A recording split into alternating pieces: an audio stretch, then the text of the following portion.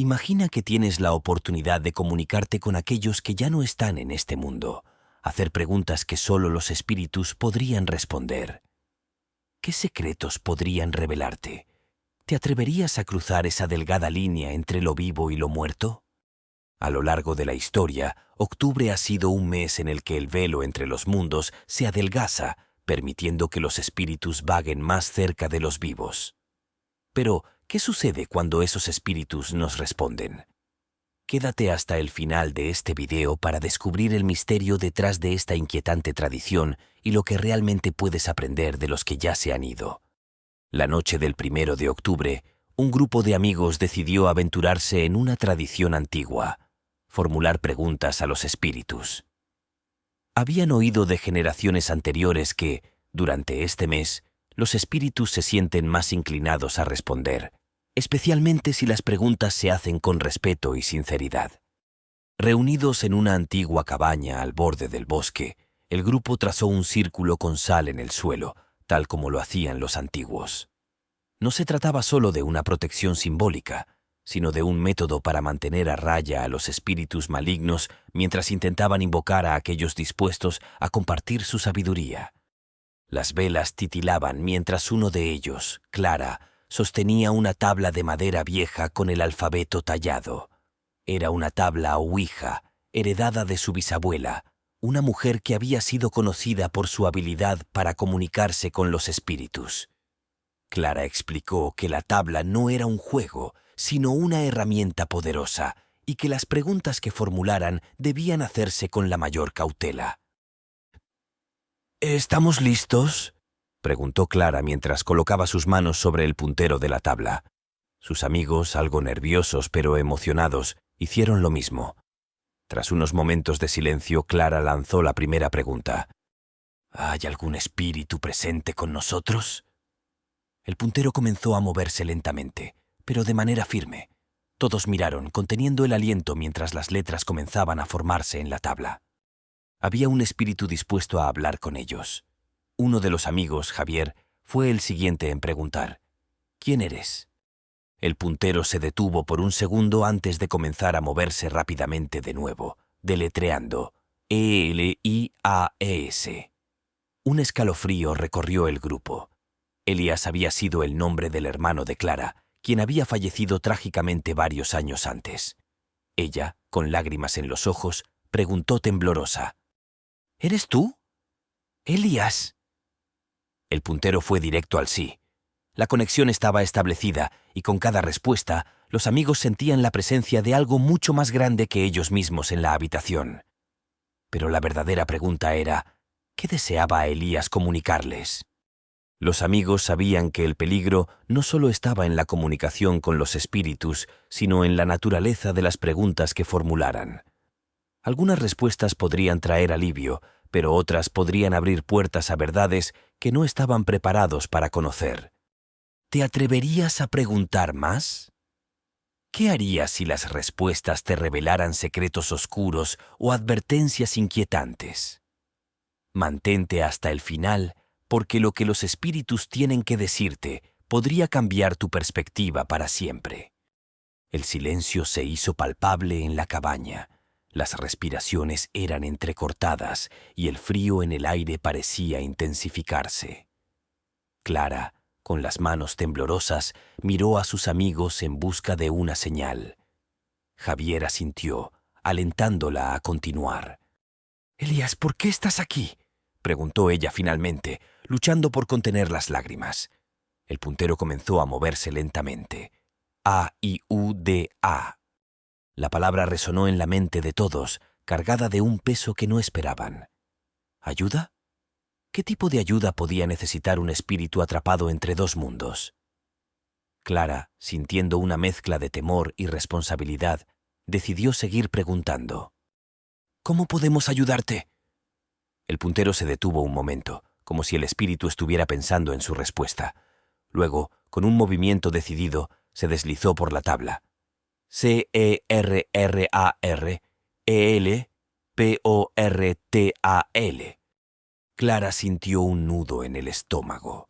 Ella había oído historias sobre portales entre los mundos, puertas invisibles que permitían que los espíritus vagaran entre el reino de los vivos y el más allá. Pero abrir uno, ya fuera accidental o intencionalmente, podía traer consecuencias devastadoras, y cerrarlo era una tarea aún más complicada. Uno de los amigos, Lucas, que hasta ese momento había permanecido en silencio, intervino con voz preocupada. ¿Nosotros lo abrimos? El puntero se movió inmediatamente hacia el sí. «¡Esto no puede estar pasando!», exclamó Javier, levantándose de golpe y sacudiendo las manos como si quisiera librarse de la energía que lo rodeaba. La cabaña parecía más pequeña de lo que era, y las sombras danzaban en las paredes de una manera que no resultaba natural. Clara trató de calmarlo. «Debe haber una manera de solucionarlo», dijo, aunque en su interior no estaba segura de ello. Lucas, ahora algo más decidido, tomó el control de la situación. «Elías, ¿cómo cerramos el portal?».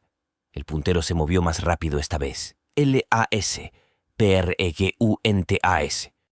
Clara frunció el ceño, confusa. Las preguntas eran la clave para cerrar el portal. Pero, ¿qué tipo de preguntas? Parecía una contradicción. Sin embargo, antes de que pudieran formular otra pregunta, las velas que iluminaban la habitación comenzaron a parpadear violentamente. Un viento helado cruzó la cabaña, haciendo que todos se encogieran de miedo. «Creo que está tratando de decirnos algo más», dijo Clara, su voz apenas un susurro. «Elías, ¿qué tipo de preguntas debemos hacer?», preguntó Lucas mientras los otros observaban con inquietud el ambiente que los rodeaba. La tabla respondió de inmediato. «L-A-S, B-E-R-D-A-D-E-S». Aquellas dos palabras cayeron como una losa sobre el grupo. Las verdades. Pero, ¿cuáles eran esas verdades? Los espíritus, como los humanos, guardan secretos, y las respuestas que daban rara vez eran claras. Javier, aún nervioso pero curioso, preguntó: «¿Qué verdad debemos conocer?».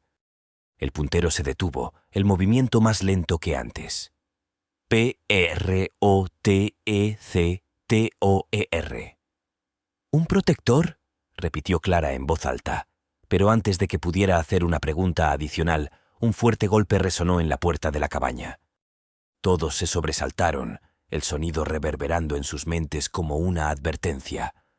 Lucas se levantó lentamente, caminando hacia la puerta, pero cuando la abrió, no había nadie allí, solo el vacío del bosque en la noche oscura. Pero algo se sentía diferente, una presencia, como si los ojos de múltiples entidades los observaran desde la espesura. «No estamos solos», murmuró Lucas, cerrando la puerta apresuradamente. El grupo sabía que habían despertado algo más, y mientras Clara intentaba desesperadamente entender lo que estaba ocurriendo, el puntero de la tabla se movió por su cuenta, como si el espíritu de Elías estuviera apresurado por darles la última advertencia. P-E-L-I-G-R-O. El aire en la cabaña se tornó denso, y una sombra más oscura que la noche misma pareció materializarse en una de las esquinas. Clara sabía que ya no solo estaban comunicándose con su hermano, sino que algo más había cruzado el portal, algo que no tenía buenas intenciones. «Elías, ¿cómo cerramos el portal antes de que sea demasiado tarde?», preguntó Clara, su voz temblando con urgencia. Clara cerró los ojos y respiró profundamente. Sabía que si no resolvían este enigma pronto, algo terrible podría suceder. Los espíritus habían venido por una razón, y no todos eran benevolentes. Las preguntas que ellos mismos habían formulado habían sido la clave para abrir el portal. Pero, ¿qué verdades ocultaban? La tensión en la cabaña era palpable.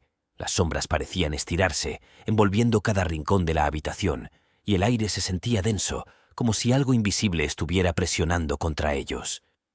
Clara intentaba procesar lo que había leído, las verdades.